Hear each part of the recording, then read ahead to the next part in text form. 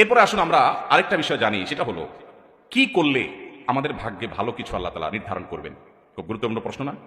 যে আমাদের জীবনে সৌভাগ্যবান আমরা কিভাবে হব, কিভাবে আমরা সৌভাগ্যের অধিকারী হব, ভাগ্য সুপ্রসন্ন হবে কি করলে। আল্লাহ তাআলা তো আগে নির্ধারণ করে রেখেছেন, আমার এখন কিছু করার আছে কিনা।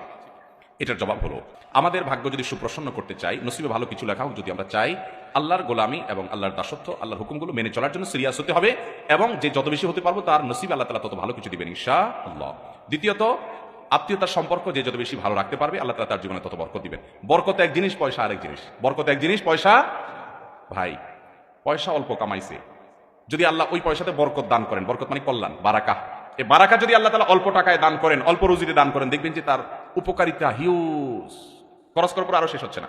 আর অনেকে অনেক কামাই করছে কিন্তু বরকত নাই, কল্যাণ নাই, দেখবেন যে কেমনে শেষ হয়ে গেছে টেরও পাচ্ছে না, আরো দেনা হয়ে গেছে। আছে না নাই ভাইরা আমার?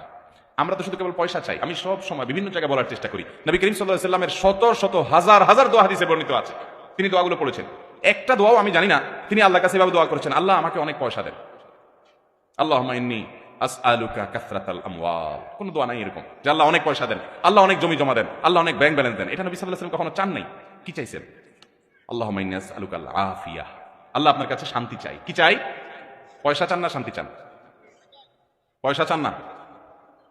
এই তো দুদুল্যমানা হয়ে গেল। আবার বলেন, পয়সা চান না সুখ চান? তার মানে সুখ হলে পয়সা না হলেও চলবে, রাজি? আচ্ছা, আমি তাহলে দুটো অপশন দেই।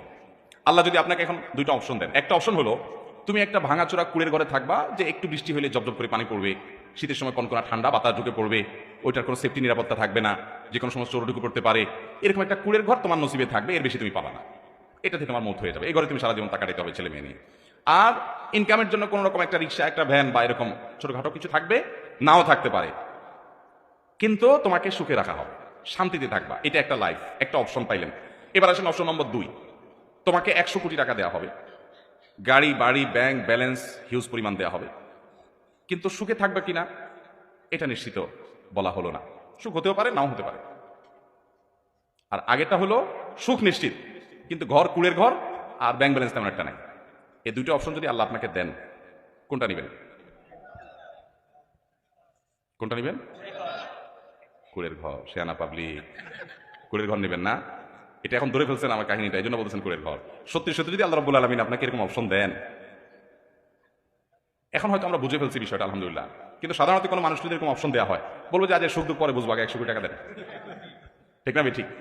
আমরা মনে করি পয়সা করি হয়ে গেলে কি হয়ে যায়। হুজুরদের চাইতে এই জিনিসগুলো কেউ ভালো বোঝে না, জনপ্রতিনিধিরাও জানে না। কোনটা?